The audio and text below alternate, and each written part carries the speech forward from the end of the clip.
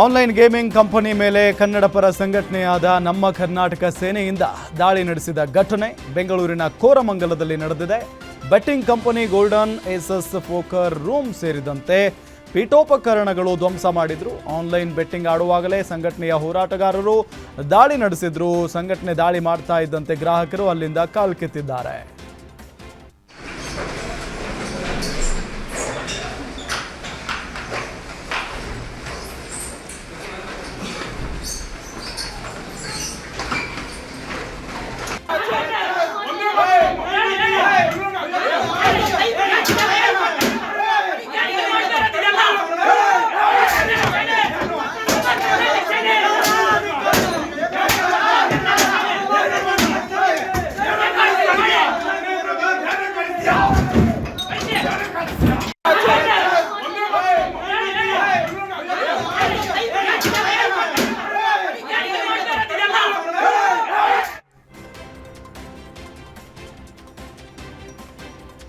ರಾಜ್ಯದಲ್ಲಿ ಸಿಎಂ ಕುರ್ಚಿ ಕಿತ್ತಾಟ ಮುಂದುವರೆದಿದೆ. ಸಿದ್ದರಾಮಯ್ಯ ನಾನೇ 5 ವರ್ಷ ಸಿಎಂ ಅಂತ ಹೇಳ್ತಾರೆ.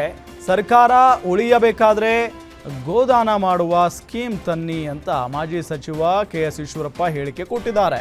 ಚಿಕ್ಕಬಳ್ಳಾಪುರದಲ್ಲಿ ಮಾತನಾಡಿದ ಅವರು, ಹಸುವಿನ ಕೆಚ್ಚಲನ್ನ ಕಟ್ ಮಾಡೋರಿಗೆ ಬೆಂಬಲ ಕೊಡ್ತಾ ಇದ್ದೀರಿ, ಗೋವಿನ ಶಾಪದಿಂದಲೇ ಸಿದ್ದರಾಮಯ್ಯ ಸರ್ಕಾರ ಬಿದ್ದು ಹೋಗುತ್ತೆ ಅಂತ ಕಿಡಿಕಾರಿದ್ದಾರೆ. ಈ ಒಂದು ಕಾರ್ಯವನ್ನ ನೀವು ಮಾಡಿದ್ರೆ ಕರ್ನಾಟಕ ರಾಜ್ಯದ ಮುಖ್ಯಮಂತ್ರಿ ಸಿದ್ದರಾಮಯ್ಯ ಹೇಳ್ತಾ ಇದ್ದಾರೆ, 5 ವರ್ಷ ನಾನೇ ಮುಖ್ಯಮಂತ್ರಿ, 5 ವರ್ಷ ನಾನೇ ಮುಖ್ಯಮಂತ್ರಿ ಅಂತ ಈ ಒಂದು ಘೋಷಣೆ ಮಾಡಿ ಪ್ರತಿ ಹಳ್ಳಿನಲ್ಲೂ ಕೂಡ ಈ ಒಂದು ಗೋವನ್ನ ಪ್ರತಿ ಬಡವರ ಮನೆಗೆ ನಾನು ಕೊಡಂತ ಯೋಜನೆ ತಂದಿದ್ದೀನಿ ಇವತ್ತಿಂದ ಅಂತ ನೀವು ಘೋಷಣೆ ಮಾಡಿದ್ರೆ ಖಂಡಿತ ನಿಮ್ ಸರ್ಕಾರ 5 ವರ್ಷ ನೀವೇ ಇರ್ರಿ, ನಾ ಬೇಡ ಅಂತ ಅನ್ನಲ್ಲ. ಆದ್ರೆ ನೀವೇನ್ ಮಾಡ್ತಾ ಇದ್ದೀರಿ? ಹಸುನ ಯಾರು ಕೆಚ್ಚಲನ್ನ ಕಟ್ ಮಾಡ್ತಾರಲ್ಲ ಅವ್ರಿಗೆ ಬೆಂಬಲ ಕೊಡ್ತಾ ಇದ್ದೀವಿ. ಯಾರು ಗೋವನ್ನ ಕಡಿತಾ ಇದಾರಲ್ಲ ಅವ್ರಿಗೆ ಬೆಂಬಲ ಕೊಡ್ತಾ ಇದ್ದೀವಿ. ಯಾರು ಗೋವನ್ನ ಕಳ್ತನ ಮಾಡ್ತೀರಲ್ಲ ಅವ್ರಿಗೆ ಬೆಂಬಲ ಕೊಡ್ತಾ ಇದ್ದೀವಿ. ಹಾಗಾಗಿ ಈ ಸರ್ಕಾರ ಆ ಗೋವಿನ ಶಾಪದಿಂದಲೇ ಬಿದ್ದೋಗುತ್ತೆ. ಈ ಒಂದು ಕಾರ್ಯವನ್ನ ನೀವು ರಾಜ್ಯದ ಹಳ್ಳಿಗಳಲ್ಲಿ ಮದ್ಯ ಮಾರಾಟ ಹೆಚ್ಚಾಗಿದೆ. ಜನರಲ್ಲಿ ಎಷ್ಟೇ ಜಾಗೃತಿ ಮೂಡಿಸಿದ್ರೂ ಅಕ್ರಮ ಮದ್ಯ ತಡೆಗಟ್ಟಲು ಸಾಧ್ಯ ಆಗ್ತಾ ಇಲ್ಲ. ಹೆಣ್ಣು ಮಕ್ಕಳು ಹೊರಕ್ಕೆ ಹಿಡಿದು ನಿಂತರೆ ಮಾತ್ರ ಹಳ್ಳಿಗಳಲ್ಲಿ ಅಕ್ರಮ ಮದ್ಯ ಮಾರಾಟ ತಡೆಗಟ್ಟುವುದಕ್ಕೆ ಸಾಧ್ಯ. ಸಂಸಾರಗಳನ್ನು ಉಳಿಸುವುದಕ್ಕೆ ಸರ್ಕಾರ ಸಾರಾಯಿ, ಲಾಟರಿ ನಿಷೇಧ ಮಾಡಿದೆ. ಎಷ್ಟೇ ಕಂಟ್ರೋಲ್ ಮಾಡಿದ್ರೂ ಹಳ್ಳಿಗಳಲ್ಲಿ ಅಕ್ರಮವಾಗಿ ಮದ್ಯ ಮಾರಾಟ ಮಾತ್ರ ನಿಲ್ತಾ ಇಲ್ಲ. ಇವತ್ತಿನ ಪರಿಸ್ಥಿತಿಗೆ ಇದು ವಾಸ್ತವಾಂಶವಾಗಿದೆ ಅಂತ ಗಾಂಧಿ ಜಯಂತಿ ಪ್ರಯುಕ್ತ ಧರ್ಮಸ್ಥಳ ಗ್ರಾಮೀಣಾಭಿವೃದ್ಧಿ ಸಂಘದಿಂದ ಆಯೋಜಿಸಿದ್ದ ಗಾಂಧಿ ಸ್ಮೃತಿ ಮತ್ತು ನವ ಜೀವನ ಸಮಿತಿ ಸದಸ್ಯರ ಸಮಾವೇಶದಲ್ಲಿ ಶಾಸಕ ಗಣಿಗ ರವಿಕುಮಾರ್ ಹೇಳಿದ್ದಾರೆ. ಗಾಂಧೀಜಿ ಅವತ್ತು ಹಳ್ಳಿಗಳಲ್ಲಿ ಜನ ಕುಡಿದು ಸಂಸಾರ ಹಾಳು ಮಾಡ್ಕೊಳ್ತಾರೆ ಅಂತೇಳಿ ಹಳ್ಳಿಗಳಲ್ಲಿ ಕುಡಿತವನ್ನ ಬಿಡಿಸಬೇಕು, ಹಳ್ಳಿಗಳಲ್ಲಿ ಎಂಡ ಮಾಡಬಾರದು ಅನ್ನೋ ಒಂದು ನಿಯಮವನ್ನ ಮಾಡಿ ಇವತ್ತು ಅದಕ್ಕೆ ತದ್ವಿರುದ್ಧ ಆಗಿದೆ. ಹಳ್ಳಿಯ ಸಣ್ಣ ಸಣ್ಣ ಪಟ್ಟಣದ ಅಂಗಡಿಗಳಲ್ಲೂ ಇಲ್ಲಿಗಳಾಗಿ ಬಾಟ್ಲು ಮಾಡೋದಾಗಿದೆ.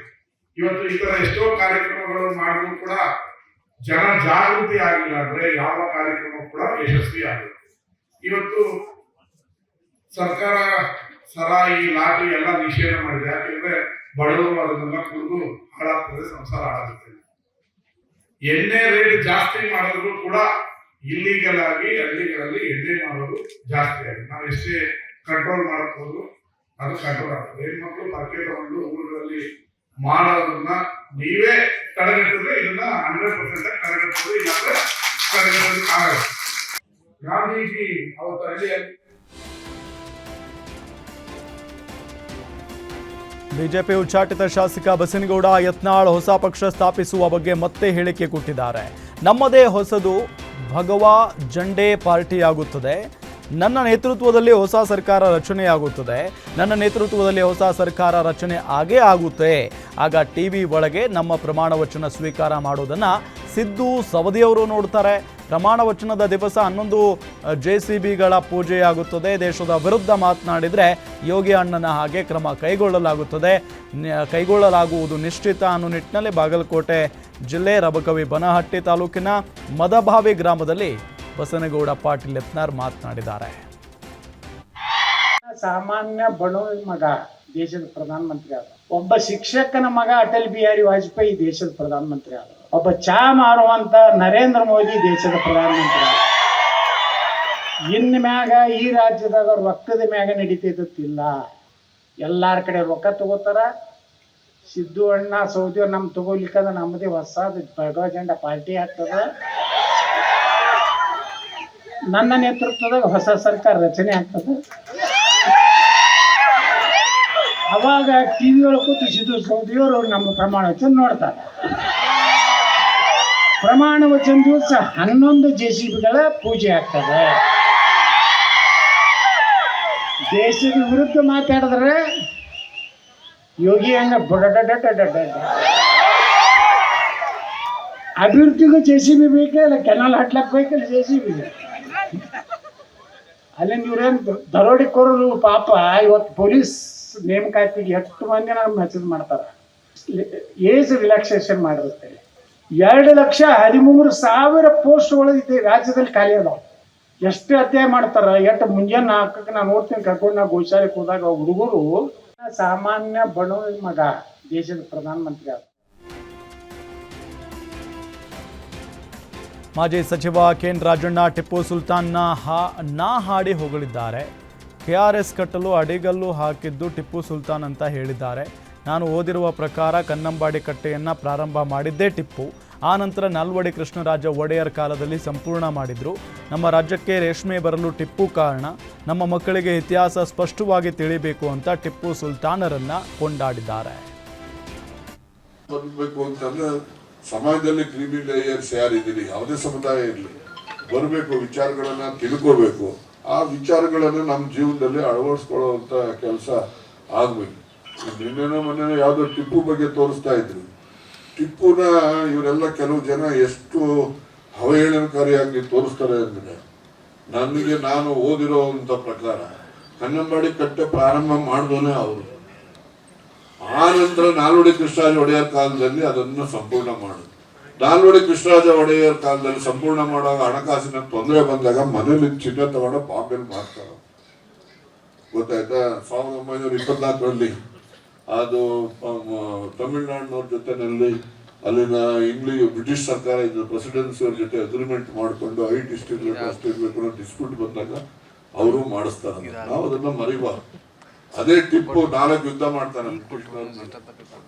4 ಯುದ್ಧ ಮಾಡಿ 3ನೇ ಯುದ್ಧದಲ್ಲಿ 1792 ಅವನೇನ್ ಮಾಡ್ತಾನೆ, ಸೋತ್ಬಿಡ್ತಾನೆ. ಆಗ ಸೋತಾಗ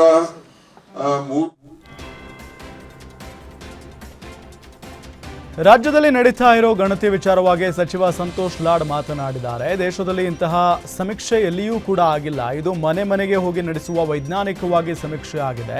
ಎಲ್ಲ ಜಾತಿಗಳಲ್ಲಿ ಬಡವರು ಯಾರಿದ್ದಾರೆ ಅನ್ನೋದರ ಗಣತಿ ನಡೀತಾ ಇದೆ. ಈಗಾಗಲೇ 70% ಸಮೀಕ್ಷೆ ಮುಗಿದಿದೆ. ಇನ್ನುಳಿದ ಸಮೀಕ್ಷೆ ಆದಷ್ಟು ಬೇಗನೆ ಮುಗಿಯುತ್ತೆ ಅಂತ ಸಂತೋಷ್ ಲಾಡ್ ಹೇಳಿದರು. ಹುಚ್ಚ ಎಂದ ಶಾಸಕರನ್ನೇ ನೀನು ಹುಚ್ಚ ಅಂತ ನಿವೃತ್ತ ಉಪನ್ಯಾಸಕ ಆವಾಜ್ ಹಾಕಿದ್ದಾರೆ. ಈ ಘಟನೆ ಕೋಲಾರ ಜಿಲ್ಲೆ ಬಂಗಾರಪೇಟೆ ತಾಲೂಕಿನ ಅನಿಗಾನಹಳ್ಳಿ ಬಳಿ ನಡೆದಿದೆ. ನಮ್ಮ ಭೂಮಿಯಲ್ಲಿ ಕಾಮಗಾರಿ ನಡೆಸದಂತೆ ಆದೇಶ ಇದ್ರೂ ಕಾಮಗಾರಿ ನಡೆಸುತ್ತಿದ್ದಾರೆ ಅಂತ ನಿವೃತ್ತ ಉಪನ್ಯಾಸಕ ANS ಗೌಡ ಹಾಗೂ ಕುಟುಂಬಸ್ಥರು ಆರೋಪಿಸಿದ್ದಾರೆ. ಇನ್ನು ಈ ಕಟ್ಟಡ ಕಾಮಗಾರಿಯನ್ನ ಶಾಸಕ SN ನಾರಾಯಣಸ್ವಾಮಿ ಪುತ್ರ ನಿಶಾಂತ್ ಒಡೆತನದ ಸನ್ಮಾರ್ಗ ಬಿಲ್ಡರ್ಸ್ ನಡೆಸ್ತಾ ಇದ್ದು, ಸ್ಥಳಕ್ಕೆ ಆಗಮಿಸಿದ ಶಾಸಕ SN ನಾರಾಯಣಸ್ವಾಮಿ ಹಾಗೂ ಉಪನ್ಯಾಸಕ ಕುಟುಂಬಸ್ಥರ ನಡುವೆ ತೀವ್ರ ವಾಗ್ವಾದ ನಡೆದಿದೆ. ನೀನು ಹುಚ್ಚನ ಹಾಗೆ ಮಾತನಾಡಬೇಡ ಅಂತ ANS ಗೌಡಗೆ ಶಾಸಕ ನಾರಾಯಣಸ್ವಾಮಿ ಹೇಳಿದ್ರು. ಅದಕ್ಕೆ ಪ್ರತಿಯಾಗಿ ನೀನೇ ಹುಚ್ಚ ನಾನಲ್ಲ ಅಂತ ಶಾಸಕರಿಗೆ ನಿವೃತ್ತ ಉಪನ್ಯಾಸಕ ANS ಗೌಡ ಆವಾಜ್ ಹಾಕಿದ್ದಾರೆ. ಕೂಡಲೇ ನಿವೃತ್ತ ಉಪನ್ಯಾಸಕನನ್ನ ಬಂಗಾರಪೇಟೆ ಪೊಲೀಸರು ವಶಕ್ಕೆ ಪಡೆದಿದ್ದಾರೆ. ನಾನು ಆತ್ಮ ಬಲಿದಾನಕ್ಕೆ ಸಿದ್ಧನಾಗಿದ್ದೇನೆ. ನನ್ನ ಸಾವಿಗೆ ಕರ್ನಾಟಕ ಸರ್ಕಾರ, CM, ಉನ್ನತ ಶಿಕ್ಷಣ ಸಚಿವರೇ ಕಾರಣ ಅಂತ ಡೆತ್ ನೋಟ್ ಬರೆದಿಟ್ಟು ಚಿಕ್ಕೋಡಿಯ ಅತಿಥಿ ಉಪನ್ಯಾಸಕನಾದ ನೇಮಿನಾಥ್ ತಪಕೀರಿ ನಾಪತ್ತೆಯಾಗಿ ಇಂದಿಗೆ 6 ದಿನಗಳು ಕಳೆದಿವೆ. ಚಿಕ್ಕೋಡಿ ಪೊಲೀಸ್ ಠಾಣೆಯಲ್ಲಿ ಪ್ರಕರಣ ದಾಖಲಾಗಿದೆ. ಪೊಲೀಸರು ಕೂಡ ಅವರಿಗಾಗಿ ಹುಡುಕಾಟ ಮುಂದುವರಿಸಿದ್ದಾರೆ. ಡೆತ್ ನೋಟ್ ಬರೆದು ವಾಟ್ಸಾಪ್ ಗ್ರೂಪಲ್ಲಿ ಸಂದೇಶ ಕಳುಹಿಸಿ ಮೊಬೈಲ್ ಸ್ವಿಚ್ ಆಫ್ ಮಾಡಿ ನಾಪತ್ತೆಯಾಗಿದ್ದಾರೆ. ಸರ್ಕಾರದಿಂದ ಅತಿಥಿ ಉಪನ್ಯಾಸಕರಿಗೆ ಆರ್ಥಿಕ ಭದ್ರತೆ ಇಲ್ಲ. ಹಲವಾರು ವರ್ಷಗಳಿಂದ ಬೇಡಿಕೆಗಳು ಈಡೇರಿಕೆಗೆ ಆಗದ ಕಾರಣ ಮನನೊಂದು ನನ್ನ ಸಾವಿನಿಂದ ನಿಮ್ಮ ಹೋರಾಟ ತೀವ್ರವಾಗಲಿ ಅಂತ ಬರೆದು ಕಾಣೆಯಾಗಿದ್ದು, ಅವರಿಗಾಗಿ ಪೊಲೀಸರು ತೀವ್ರ ಶೋಧ ಕಾರ್ಯ ನಡೆಸಿದ್ದಾರೆ. ಹಸುವಿನ ಮೇಲೆ ಅನ್ಯ ಕೋಮಿನ ಬಾಲಕ ವಿಕೃತಿ ಮೆರೆದಿರೋ ಘಟನೆ ಚಿಕ್ಕಮಗಳೂರು ನಗರದ ವಿಜಯಪುರ ಬಡಾವಣೆಯಲ್ಲಿ ನಡೆದಿದೆ. ನಡು ರಸ್ತೆಯಲ್ಲಿ ಮಲಗಿದ್ದ ಹಸುವಿನ ಬಾಲಕ್ಕೆ ಸೆಂಟ್ ಸ್ಪ್ರೇ ಮಾಡಿ ಬಾಲಕ ಬೆಂಕಿ ಹಚ್ಚಿದ್ದಾನೆ. 16 ವರ್ಷದ ಶೋಯಬ್ ಹಸುವಿನ ಹಸುವಿನ ಮೇಲೆ ವಿಕೃತಿ ಮೆರೆದಂತ ಬಾಲಕನನ್ನ ಹಿಡಿದು ಸ್ಥಳೀಯರು ಪೊಲೀಸರಿಗೆ ಒಪ್ಪಿಸಿದ್ದಾರೆ. ಬಾಲಕನ ಹುಚ್ಚಾಟ ಕಂಡು ಹಿಂದೂ ಸಂಘಟನೆ ಕಾರ್ಯಕರ್ತರು ಥಳಿಸಿದ್ದಾರೆ. ಶೋಯಬ್ ವಿರುದ್ಧ ಬಸವನಹಳ್ಳಿ ಠಾಣೆಯಲ್ಲಿ ಪ್ರಕರಣ ದಾಖಲಾಗಿದೆ. ದೂರಿಗೆ ಪ್ರತಿ ದೂರಿನಂತೆ ಶೋಯಬ್ ತಾಯಿ ಹಿಂದೂ ಸಂಘಟನೆ ಕಾರ್ಯಕರ್ತರ ಮೇಲೂ ದೂರು ಕೊಟ್ಟಿದ್ದಾರೆ. ಅಪ್ರಾಪ್ತ ಬಾಲಕ ಮನಸ್ಥಿತಿ ಬಗ್ಗೆ ನಾಗರಿಕ ಸಮಾಜದಲ್ಲಿ ಆತಂಕ ವ್ಯಕ್ತಪಡಿಸಿದ್ದಾರೆ. ರಸ್ತೆಯಲ್ಲಿ ಟ್ರಾಫಿಕ್ ವಿಚಾರಕ್ಕೆ ಸ್ವಾಮೀಜಿ ಹಾಗೂ ಕಾರು ಚಾಲಕನ ನಡುವೆ ಭಾರಿ ಹೈಡ್ರಾಮಾನೇ ನಡೆದಿದೆ. ಹಾರ್ನ್ ಮಾಡಿ ದಾರಿ ಬಿಡುವಂತೆ ಕೇಳಿದ ಕಾರು ಚಾಲಕನ ಮೇಲೆ ಗೊರೂರು ಶ್ರೀ ಚಾಮುಂಡೇಶ್ವರಿ ಪೀಠಾಧಿಕಾರಿ ಮನೇಶ್ ಗುರೂಜಿ ಹಲ್ಲೆ ಮಾಡಿ ದರ್ಪ ತೋರಿದ ಘಟನೆ ಸೋಲೂರಿನ ಶಿವಗಂಗಾ ರಸ್ತೆಯಲ್ಲಿರುವ ಗೊರೂರು ಶ್ರೀ ಚಾಮುಂಡೇಶ್ವರಿ ಪೀಠ ಬಳಿ ನಡೆದಿದೆ. ರಾತ್ರಿ ದೇವಿಯ ಉತ್ಸವ ಮಾಡಲು ಮುಖ್ಯ ರಸ್ತೆ ಬಂದ್ ಮಾಡಿದ್ದಕ್ಕೆ ಕಾರ್ನಲ್ಲಿದ್ದವರು ಹಾರ್ನ್ ಮಾಡಿದ್ದಾರೆ. ಇದಕ್ಕೆ ಕೋಪಗೊಂಡು ವಕೀಲ ಗಿರೀಶ್, ತಾಯಿ ಅನಸೂಯ ಮತ್ತು ಇತರೆ ಇಬ್ಬರ ಮೇಲೆ ಹಲ್ಲೆ ನಡೆಸಿದ್ದಾರೆ ಅಂತ ಮನೀಶ್ ಗುರೂಜಿ ವಿರುದ್ಧ ಮತ್ತು ಕುಟುಂಬಸ್ಥರು ಸೇರಿ 3 ಮೇಲೆ ಕುದೂರು ಪೊಲೀಸ್ ಠಾಣೆಯಲ್ಲಿ ಪ್ರಕರಣ ದಾಖಲು ಮಾಡಲಾಗಿದೆ.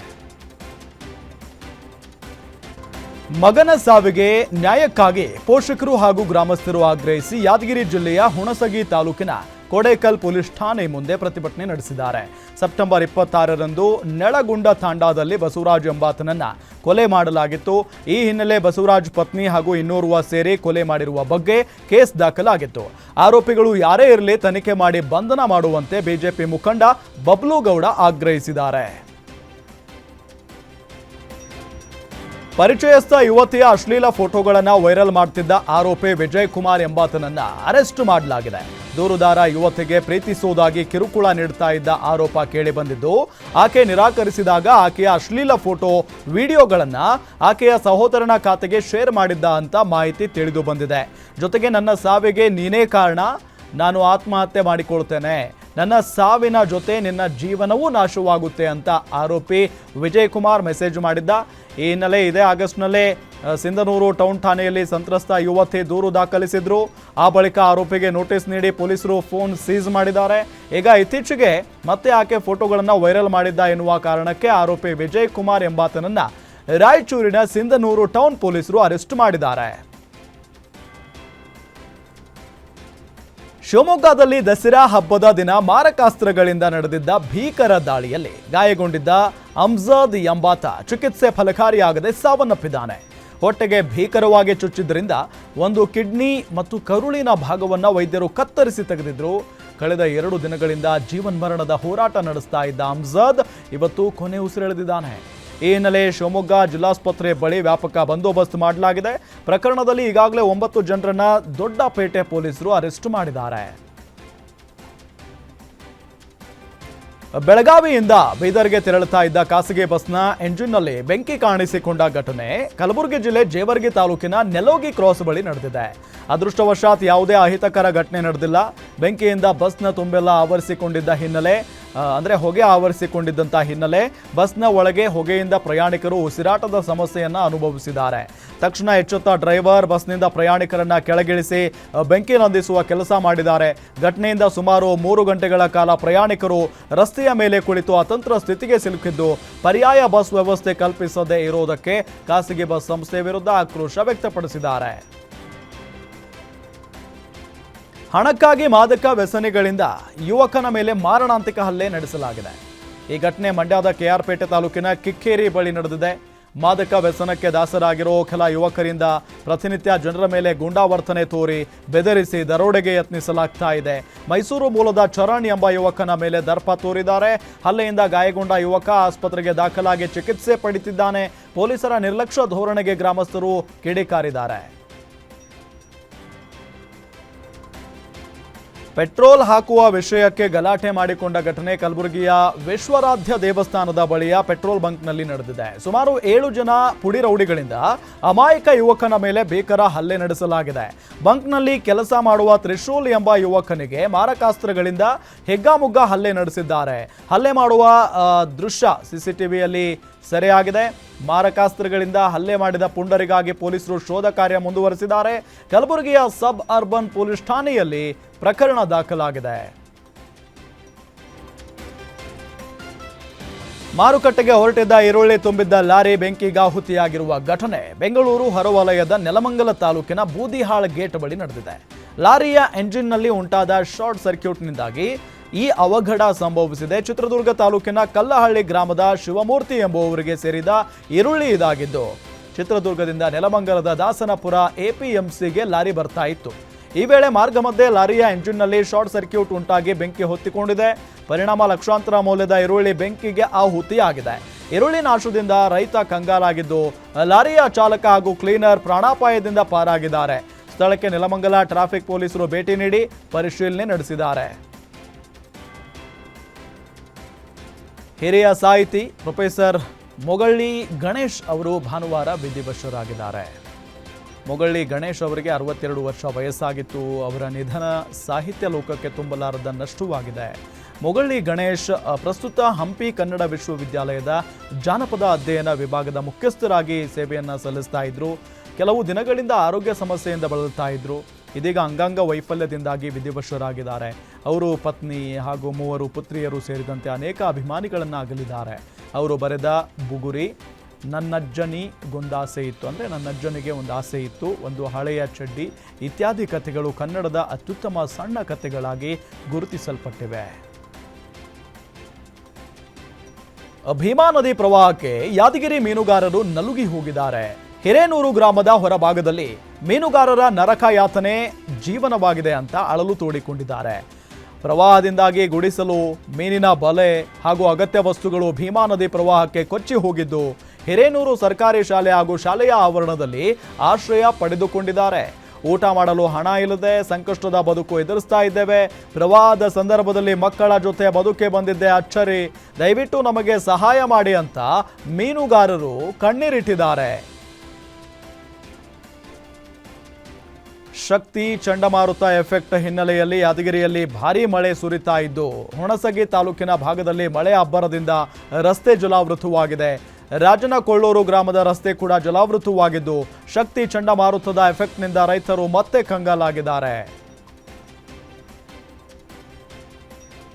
ಮಾಂಜ್ರಾ ನದಿ ಅಬ್ಬರಕ್ಕೆ ಬೀದರ್ ತಾಲೂಕಿನ ಇಸ್ಲಾಂಪುರ ಗ್ರಾಮದಲ್ಲಿ 800 ಎಕರೆಯಲ್ಲಿ ಬೆಳೆದಿದ್ದ ಸೋಯಾ ಬೆಳೆಗಳು ಕೊಳೆತು ಹೋಗಿದ್ದು, ರಾಜ್ಯ ಸರ್ಕಾರ, ಕೃಷಿ ಇಲಾಖೆ ಅಧಿಕಾರಿಗಳ ವಿರುದ್ಧ ರೈತರು ಆಕ್ರೋಶ ವ್ಯಕ್ತಪಡಿಸಿದ್ದಾರೆ. ಸಾವಿರಾರು ರೂಪಾಯಿ ಸಾಲ ಮಾಡಿ ಬೀಜ, ಗೊಬ್ಬರ ಹಾಕಿ ಬೆಳೆದಿದ್ದ ಬೆಳೆ ನಾಶ ಆಗಿದೆ. ಯಾವೊಬ್ಬ ರೈತರಿಗೂ ಪರಿಹಾರ ಸಿಗ್ತಾ ಇಲ್ಲ. ರೈತರ ಬೆನ್ನೆಲುಬನ್ನ ಸರ್ಕಾರ ಮುರಿತಾ ಇದೆ. ಪ್ರತಿ ಎಕರೆಗೆ 30,000 ರೂಪಾಯಿ ಪರಿಹಾರ ನೀಡಿ ರೈತರಿಗೆ ನೆರವಾಗಬೇಕು ಅಂತ ರೈತರು ಆಕ್ರೋಶ ವ್ಯಕ್ತಪಡಿಸಿದ್ದಾರೆ. ಶಿರಸಿ ತಾಲೂಕಿನ ಗೌಡಹಳ್ಳಿ ಹತ್ತಿರದ ಖಾನಾನಗರ ರಸ್ತೆ ಬದಿಯಲ್ಲಿ ಚಿರತೆ ಮರಿ ಪ್ರತ್ಯಕ್ಷವಾಗಿದೆ. ಜನರು ಕುತೂಹಲದಿಂದ ಚಿರತೆ ಮರಿಯ ಸುತ್ತ ಗುಂಪು ಸೇರಿದ್ರು. ಕೆಲವರು ಪ್ರೀತಿಯಿಂದ ಮುಟ್ಟಿ ನೋಡುತ್ತಾ ಫೋಟೋ ಕ್ಲಿಕ್ಕಿಸಿದ ದೃಶ್ಯಗಳು ವೈರಲ್ ಆಗಿದೆ. ಸ್ಥಳಕ್ಕೆ ಅರಣ್ಯ ಇಲಾಖೆ ಸಿಬ್ಬಂದಿ ಧಾವಿಸಿ ಪರಿಸ್ಥಿತಿ ನಿಯಂತ್ರಣಕ್ಕೆ ಪಡೆದುಕೊಂಡಿದ್ದಾರೆ. ಚಿರತೆ ಮರಿ ಸುರಕ್ಷಿತವಾಗಿದ್ದು ಅರಣ್ಯ ಪ್ರದೇಶಕ್ಕೆ ಹಿಂತಿರುಗಿಸಲು ಪ್ರಯತ್ನಗಳು ಮುಂದುವರೆದಿವೆ. ಸಮೀಕ್ಷೆಗೆ ತೆರಳಿದ್ದ ಶಿಕ್ಷಕಿ ಚಿಕ್ಕಮ್ಮನವರ ಮೇಲೆ ಬೀದಿ ನಾಯಿಗಳು ದಾಳಿ ನಡೆಸಿದ ಘಟನೆ ಹಾಸನದ ಬೇಲೂರಿನ ನೆಹರು ನಗರದಲ್ಲಿ ನಡೆದಿದೆ. ಶಿಕ್ಷಕಿ ಚಿಕ್ಕಮ್ಮನವರ ಮುಖ, ಕೈಕಾಲಿಗೆ ಬೀದಿ ನಾಯಿಗಳು ಕಚ್ಚಿವೆ. ಚಿಕ್ಕಮ್ಮ ಬೇಲೂರಿನ ಸರ್ಕಾರಿ ಹಿರಿಯ ಪ್ರಾಥಮಿಕ ಶಾಲೆಯ ಶಿಕ್ಷಕಿಯಾಗಿದ್ದು, ನಾಯಿಗಳಿಂದ ಶಿಕ್ಷಕಿಯನ್ನು ರಕ್ಷಿಸಲು ಪತಿ ಶಿವಕುಮಾರ್ ಮುಂದಾಗಿದ್ದರು. ಶಿವಕುಮಾರ್ ಸೇರಿ 7 ಜನರಿಗೆ ನಾಯಿಗಳು ಕಚ್ಚಿವೆ. ಸಮೀಕ್ಷೆಗೆ ಚಿಕ್ಕಮ್ಮ ತೆರಳಿದ್ದ ವೇಳೆ ಅವರ ಮೇಲೆ 10ಕ್ಕೂ ಹೆಚ್ಚು ನಾಯಿಗಳು ದಾಳಿ ಮಾಡಿವೆ. ಪತ್ನಿ ರಕ್ಷಿಸಲು ಮುಂದಾದ ಪತಿ ಶಿವಕುಮಾರ್ ಅವರಿಗೂ ನಾಯಿಗಳು ಕಚ್ಚಿದ್ದಾವೆ. ತಾಲೂಕು ಆಸ್ಪತ್ರೆಯಲ್ಲಿ ಶಿಕ್ಷಕಿ ಸೇರಿ ಎಲ್ಲ ಗಾಯಾಳುಗಳಿಗೆ ಚಿಕಿತ್ಸೆಯನ್ನು ನೀಡಲಾಗಿದೆ. ಯಾದಗಿರಿ ಜಿಲ್ಲೆ ಶಹಾಪುರದ ಮಾಜಿ ಶಾಸಕ ಗುರು ಪಾಟೀಲ್ಗೆ ಮಾತೃವಿಯೋಗವಾಗಿದ್ದು, ಗುರು ಪಾಟೀಲ್ ಅವರ ತಾಯಿ 77 ವರ್ಷದ ಬಸಮ್ಮ ಗೌಡತಿ ದೈವಾಧೀನರಾಗಿದ್ದಾರೆ. ಕಲಬುರಗಿಯ ಶಾಂತಿನಗರದ ಮನೆಯಲ್ಲಿ ಇಂದು ಬೆಳಗ್ಗೆ ಅನಾರೋಗ್ಯದಿಂದ ಬಸಮ್ಮ ನಿಧನರಾಗಿದ್ದು, ಇಂದು ಸಂಜೆ ಶಿರವಾಳದ ಗುರು ಪಾಟೀಲ್ರ ಜಮೀನಿನಲ್ಲಿ ಅಂತ್ಯಕ್ರಿಯೆ ನಡೆಸಲಾಯಿತು. ಬಂಜಾರ ಸಮುದಾಯದ ರತ್ನ ಅಂತಲೇ ಗುರುತಿಸಿಕೊಂಡಿರುವ ಬಿ ಹೀರಾನಾಯಕ ಅವರ ಗೌರವ ಅಭಿನಂದನೆ ಕಾರ್ಯಕ್ರಮ ಧಾರವಾಡದ ರಂಗಾಯಣದಲ್ಲಿ ನಡೆಯಿತು. ಕಾರ್ಯಕ್ರಮದಲ್ಲಿ ಧಾರವಾಡ ಜಿಲ್ಲಾ ಉಸ್ತುವಾರಿ ಸಚಿವ ಸಂತೋಷ್ ಲಾಡ್ ಅವರು ಬಿ ಹೀರಾನಾಯಕರವರ ಅಭಿನಂದನಾ ಗ್ರಂಥ ಬಿಡುಗಡೆ ಮಾಡಿದರು. ಕಾರ್ಯಕ್ರಮದಲ್ಲಿ ಸಚಿವ ಸಂತೋಷ್ ಲಾಡ್ಗೆ ಶಾಸಕ ಅಶೋಕ್ ಪಟ್ಟಣ್ ಹಾಗೂ ಸ್ಥಳೀಯ ನಾಯಕರು ಸಾಥ್ ಕೊಟ್ಟರು. ಚಿಕ್ಕೋಡಿ ಪಟ್ಟಣದಲ್ಲಿ ಹದಗೆಟ್ಟ ರಸ್ತೆಗಳನ್ನು ದುರಸ್ತಿ ಕಾರ್ಯ ಹಾಗೂ ಕೆಲವು ಕಾಲೋನಿಗಳ ಪ್ರಮುಖ ರಸ್ತೆಗಳಿಗೆ ನೂತನ ಡಾಂಬರೀಕರಣಕ್ಕೆ ಶಾಸಕ ಗಣೇಶ್ ಹುಕ್ಕೇರಿ ಚಾಲನೆ ನೀಡಿದರು. ಜಿಲ್ಲಾ ಪಂಚಾಯತ್ ಅನುದಾನದಲ್ಲಿ ಸುಮಾರು 90 ಲಕ್ಷ ರೂಪಾಯಿ ವೆಚ್ಚದಲ್ಲಿ ವಿಶ್ವೇಶ್ವರಯ್ಯ ನಗರ, ಸಂಗೊಳ್ಳಿ ರಾಯಣ್ಣ ನಗರ, ಕುವೆಂಪು ನಗರದಲ್ಲಿ ರಸ್ತೆ ಕಾಮಗಾರಿಗೆ ಚಾಲನೆ ನೀಡಿದರು. ಚಿಕ್ಕೋಡಿ ಪಟ್ಟಣದಲ್ಲಿ ಅಭಿವೃದ್ಧಿ ಕೆಲಸಕ್ಕೆ ಶಾಸಕರು ಸಾಕಷ್ಟು ಶ್ರಮಿಸ್ತಾ ಇದ್ದಾರೆ. ಅವರ ಪ್ರಯತ್ನದಿಂದ ಅಭಿವೃದ್ಧಿ ಕಾರ್ಯಗಳು ನಡೆದಿವೆ ಅಂತ ಚಿಕ್ಕೋಡಿ ನಿವಾಸಿಗಳು ಗಣೇಶ್ ಹುಕ್ಕೇರಿ ಅವರಿಗೆ ಅಭಿನಂದನೆ ಸಲ್ಲಿಸಿದರು. ಐತಿಹಾಸಿಕ ಮೈಸೂರು ದಸರಾಗೆ ತೆರೆ ಬಿದ್ದಿದ್ದು ಈಗಾಗಲೇ ಅಭಿಮನ್ಯು ಟೀಮ್ ರಿಲ್ಯಾಕ್ಸ್ ಮೂಡ್ನಲ್ಲಿದೆ. ಜಂಬೂ ಸವಾರಿಯಲ್ಲಿ ಮಿಂಚಿದ್ದ ಗಜಪಡೆಗೆ ಈಗ ಬೀಳ್ಕೊಡುಗೆ ನೀಡಲಾಗ್ತಾ ಇದೆ. ಜಂಬೂ ಸವಾರಿ ಯಶಸ್ವಿಗೊಳಿಸಿ ಗಜಪಡೆ ಶಿಬಿರಗಳತ್ತ ಮುಖ ಮಾಡ್ತಾ ಇವೆ. ಅರಮನೆಯ ಕೋಡಿ ಸೋಮೇಶ್ವರ ದೇವಾಲಯದ ಬಳಿ ಆನೆಗಳಿಗೆ ಅರಣ್ಯ ಇಲಾಖೆಯಿಂದ ಪೂಜೆ ನೆರವೇರಿಸಲಾಯಿತು. 1.5 ತಿಂಗಳುಗಳಿಂದ ಮೈಸೂರಿನಲ್ಲಿದ್ದ ಆನೆಗಳು ಇವತ್ತು ಲಾರಿಗಳ ಮುಖೇನ ತಮ್ಮ ಶಿಬಿರಗಳಿಗೆ ಹೋಗ್ತಾ ಇದ್ದಾವೆ. ಇನ್ನು ಅರಮನೆಯಿಂದ ಇಂದು ಆನೆಗಳು ಹೋಗ್ತಾ ಇರೋದ್ರಿಂದ ಅವುಗಳನ್ನು ನೋಡೋದಕ್ಕೆ ಜನ ಆಗಮಿಸಿದ್ರು. ನವರಾತ್ರಿ ಪ್ರಯುಕ್ತ ಮಂಡ್ಯದ ಶ್ರೀರಂಗಪಟ್ಟಣದಲ್ಲಿರೋ ಚಂದ್ರವನ ಆಶ್ರಮದಲ್ಲಿ ಮಹಿಳೆಯರಿಗೆ ಉಡಿ ತುಂಬಿ ಬಾಗಿನ ಕೊಡುವ ಕಾರ್ಯಕ್ರಮ ಹಮ್ಮಿಕೊಳ್ಳಲಾಗಿತ್ತು. ಈ ಕಾರ್ಯಕ್ರಮದಲ್ಲಿ ಸುಮಾರು 2,500 ಮಹಿಳೆಯರಿಗೆ ಉಡಿ ತುಂಬಲಾಯಿತು. ಇನ್ನು ಈ ಕಾರ್ಯಕ್ಕೆ ತ್ರಿನೇತ್ರ ಮಹಾಂತ ಶಿವಯೋಗಿ ಸ್ವಾಮೀಜಿ ಸೇರಿದಂತೆ ಸಾರ್ವಜನಿಕ ವಲಯದಲ್ಲಿ ಮೆಚ್ಚುಗೆ ವ್ಯಕ್ತವಾಗಿದೆ. ಹಾಸನಾಂಬ ದೇವಿಯ ಜಾತ್ರಾ ಮಹೋತ್ಸವ ಹಿನ್ನೆಲೆ ದೇವಿಯ ವಿಶ್ವರೂಪ ನೋಡೋದಕ್ಕೆ ಕೇವಲ 3 ದಿನ ಮಾತ್ರ ಬಾಕಿ ಇದೆ. ಈ ಹಿನ್ನೆಲೆ ಹಾಸನಾಂಬ ದೇವಿಯ ಸನ್ನಿಧಾನದಲ್ಲಿ ಸಕಲ ಸಿದ್ಧತೆ ಭರದಿಂದ ಸಾಗಿದೆ. ಈ ಬಾರಿ 13 ದಿನಗಳ ಕಾಲ ಸಾರ್ವಜನಿಕ ದರ್ಶನ ಏರ್ಪಡಿಸಲಾಗಿದೆ. ಜಿಲ್ಲಾಡಳಿತ ಸಂಪೂರ್ಣವಾಗಿ ಅಲರ್ಟ್ ಆಗಿದೆ.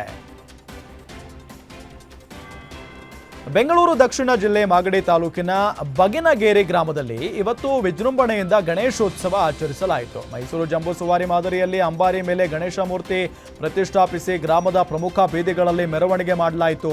ಈ ಅಪೂರ್ವ ದೃಶ್ಯ ವೀಕ್ಷಿಸಲು ಅಕ್ಕಪಕ್ಕದ ಗ್ರಾಮಸ್ಥರು ಸಾವಿರಾರು ಸಂಖ್ಯೆಯಲ್ಲಿ ಜಮಾಯಿಸಿದ್ರು. 2 ಜೆಸಿಬಿಗಳಲ್ಲಿ ವಿಘ್ನ ವಿನಾಶಕನ ಮೇಲೆ ಪುಷ್ಪ ವೃಷ್ಟಿಯನ್ನೇ ಸುರಿಸಿ ವಿಶಿಷ್ಟ ರೀತಿಯಲ್ಲಿ ಗಣೇಶೋತ್ಸವ ಆಚರಿಸಲಾಯಿತು. ಇದಿಷ್ಟು ಇವರೆಗಿನ ಪ್ರಮುಖ ಅಪ್ಡೇಟ್ಸ್. ನೋಡ್ತಾ ಇರಿ ಗ್ಯಾರಂಟಿ ನ್ಯೂಸ್, ಸುದ್ದಿ ಖಚಿತ, ನ್ಯಾಯ ನಿಶ್ಚಿತ.